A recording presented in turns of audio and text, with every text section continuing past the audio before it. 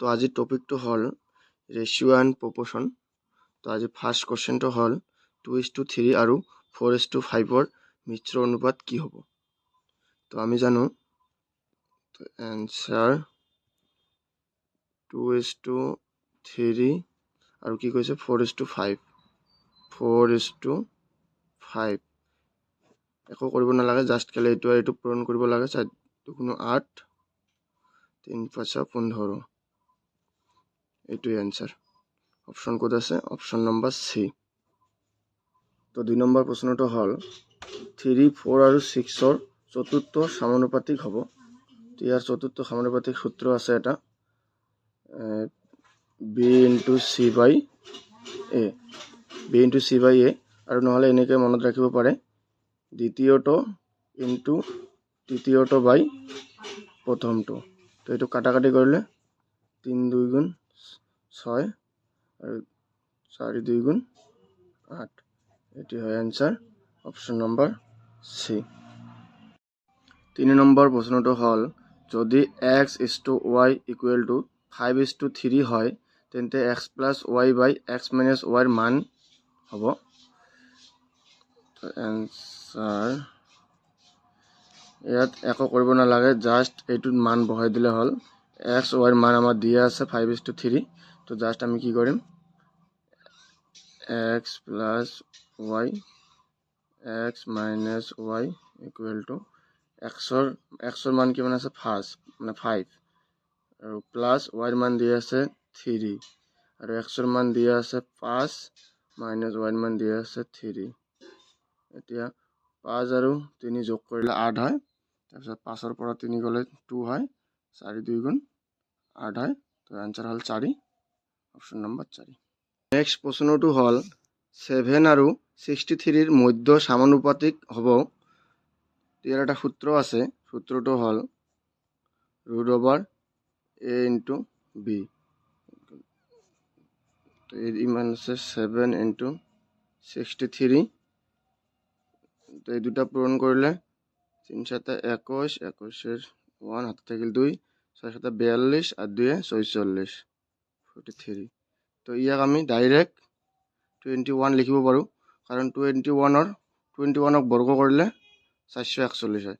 আৰু যদি কোনোবাই নাজানে তেনেহ'লে ওলাব এনেকৈ 44, এইটো বৰ্গমূল ওলালে 4ক কেইবাৰ যায় 2 বাৰ, 2 2 গুণ 4, 4 হ'লে 4 4 কেঞ্চেল হয় আৰু 41 নামে, আৰু এই দুই যোগ কৰিলে 4 হ'ব।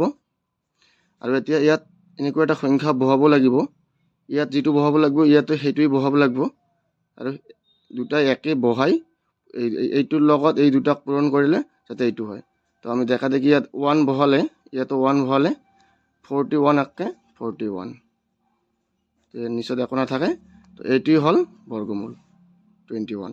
তো ইয়াতো আছে 21, এইটো হ'ল এনচাৰ অপশ্যন নম্বৰ চি। তো নেক্সট প্ৰশ্নটো হ'ল যদি a:b আৰু 2:3 আৰু b:c = 3:4 হয় তেন্তে 1/a = 1/b = 1/c ৰ মান হ'ব। তো এনেকুৱা কুৱেশ্যন যদি আহে পৰীক্ষাত তেনেহ'লে কি কৰিব? ফাৰ্ষ্ট a:b:c এনেকৈ লিখি ল'ব। তাৰপিছত কি আছে ab কিমান দিয়া আছে 2:3, ab যিমান দিয়া থাকিব লিখিব লাগিব আগত। তাৰপিছত bc ৰ মানটো ক'ত লিখিব লাগিব? এই যিটো মান আগত লিখিছোঁ তাৰ তলত লিখিব লাগিব bc ৰ মানটো। bc ৰ মান কি আছে 3:4। এতিয়া কি কৰিব লাগিব, এই যিটো খালী জেগা আছে, খালী ঠাই আছে, এই b ৰ মানটো ইয়াতে বহাই দিব লাগিব, আৰু যিটো এইটো খালী জেগা আছে এইটো আহি ইয়াত বহাব লাগিব, মানে যাৰ ওচৰত যিটো আছে তাক বহাব লাগিব। তাৰপিছত এই দুটাকে পূৰণ কৰিব লাগিব। 3 2 গুণ 6, 3 3 গুণ 9, 3 4 12। এতিয়া কি হ'ল 6 9 12।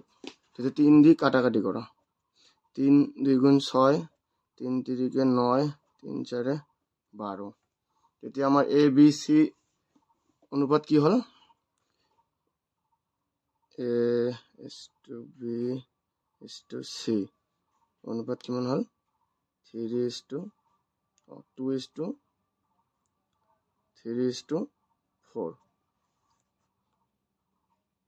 তেতিয়া আমাৰ কোৱেশ্যনত চাইছে কি এতিয়া তেন্তে 1/A is to 1/B is to 1/C and to 1/A এর মান কিমান দি আছে 2 মানে ওলালো is to B কিমান হল B অনুপাত 3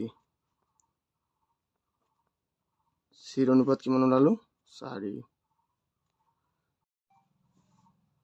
এতিয়া কৰিব লাগিব এই তিনিটাৰ এলসিএম লব লাগিব এলসিএম কেনেকৈ ওলাই 2 3 4 এলসিএম ওলালে 2 দি দিলে 1 গুণ 2 3 এ 2 হ'ব 3 3 6 12 তো এর এলসিএম হ'ব 12 12 টো কি কৰিব লাগিব এই ইনটু 12 ইয়াতে দিব লাগিব 12 টো is to 1 is to 3 into 12 is to 1 is to 4 into 12 তাৰপিছত কাটাকাটি কৰিব লাগিব 6 দুগুণ 12 3 4 গুণ 12 3 4 গুণ 12 তেতিয়া আমাৰ কি হল 6 6 1 গুণ 6 4 1 গুণ 4 3 1 গুণ 3 তেতিয়া আমাৰ লাষ্ট ফিনিশিংৰ আনসারটো কি ওলাই আহিল 6 is to 4 is to 3 option number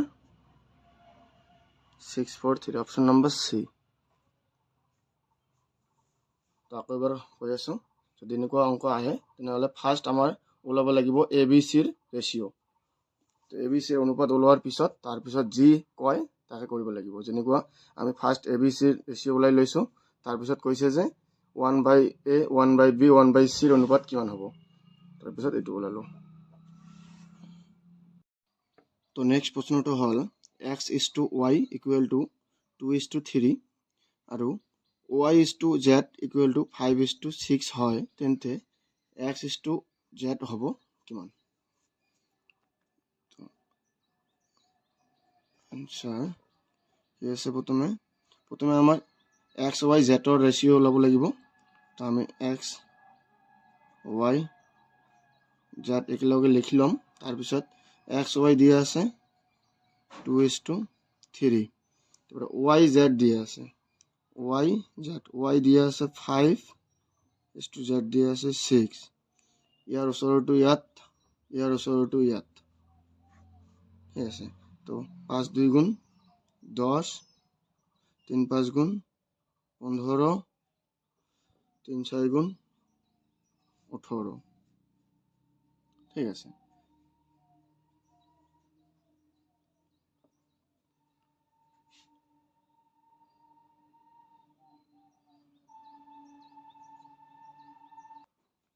তো এতিয়া আমাৰ x y z ৰ অনুপাত ওলাই গল এই তিনিটা হল x y z ৰ অনুপাত তো এতিয়া আমাৰ ওলাবলৈ কৈছে কি x is to z ৰ অনুপাত ওলাব লাগে তো x hall 10 is to z হল 18 এই দুটাক 2 এৰে কাটিলে 5 2 গুণ 10 এৰে কাটিলে 9 2 গুণ 18 তো এতিয়া আমাৰ ফাইনাল আনসারটো কি হল 5 is to 9 5 is to 9 code আছে অপশন নাম্বার সি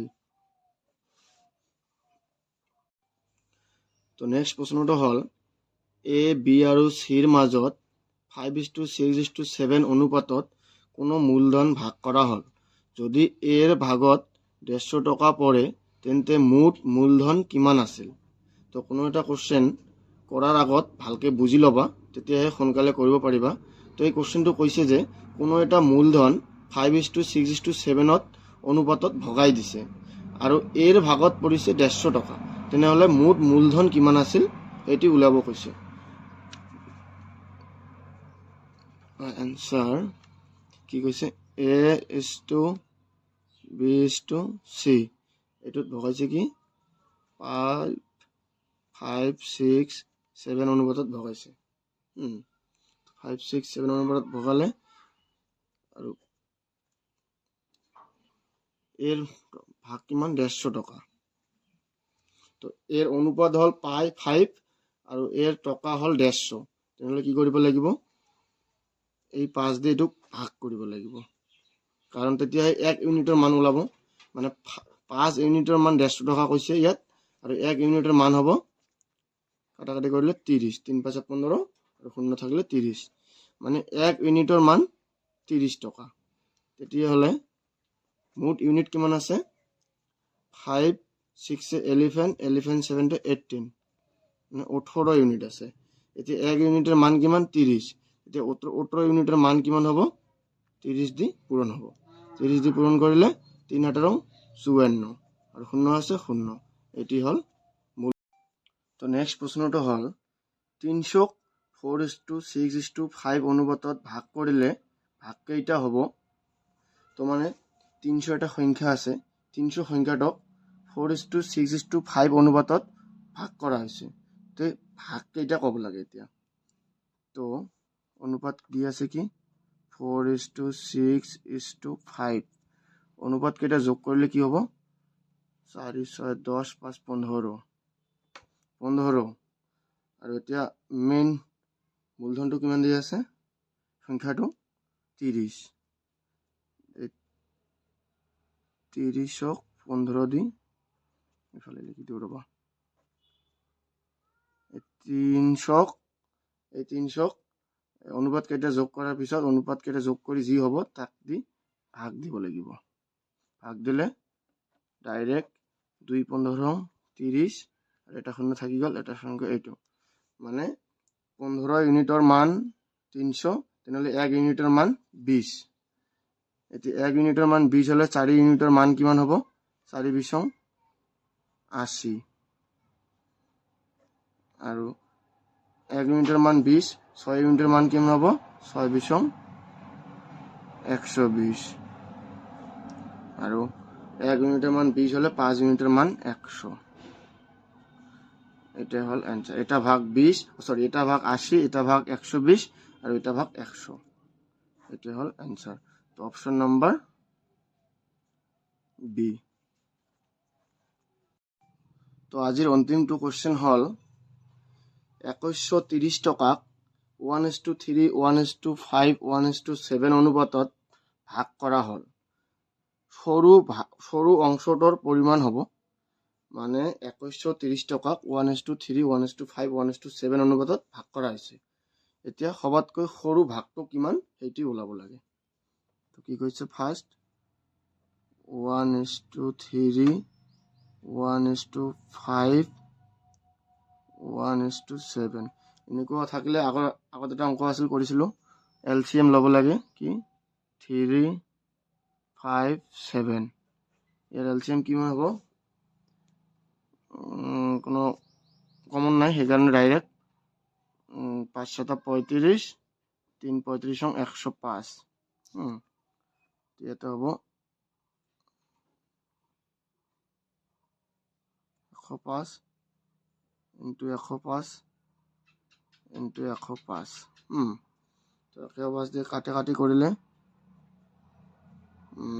3 3 গুণ 9 3 5 15 3 35 105, 5 দিয়ে কাটিলে 5 2 10 5 11 5 1 5 5 21 105, আৰু ইয়াত কাটাকাটি কৰিলে 7 1 7, বাকি থাকিল 10 পৰা 3 35 হ'ল 5 7 35 7 15 105, তেতিয়া কি হ'ব 35 1 গুণ 35 ইস্টু 21 1 গুণ 21 ইস্টু 15 1 গুণ 15, ঠিক আছে। তেতিয়া 2100 এইকেইটাক যোগ কৰি কিমান হয়, 5 1 6 6 5 11 11 1 হাত থাকিল 2, আৰু কিমান হ'ল এফালে 2 আৰু ইয়াকে 3 3 2 5 5 3 8 81 এইকেইটাৰ অনুপাতৰ যোগফল। তো আমাৰ মেইন টকা কিমান টকা আছিল, টকা আছিল 2130 টকা, অনুপাত কিমান হ'ল টোটাল এইটো।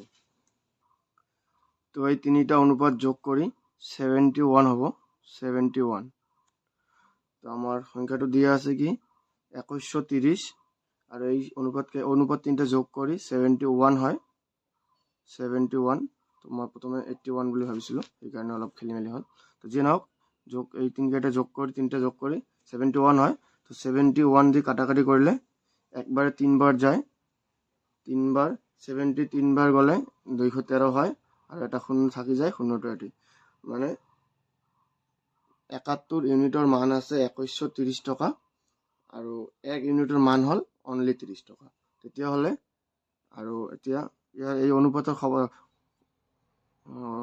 কোশ্চেনটোত কৈছে কি সৰু অংশটোৰ পৰিমাণ অনুপাতটোৰ সবতকৈ সৰু কোনটো 15 যদি সৰু হয় সবতকৈ তেনেহ'লে 15 দি 15 ইনটু তেনেহ'লে 15 ইউনিটৰ মান ওলাব লাগিব 1 ইউনিটৰ মান 30 15 ইউনিটৰ মান 3 এটা শূন্য 450 সঠিক আনসাৰটা হবো অপশন নাম্বাৰ বি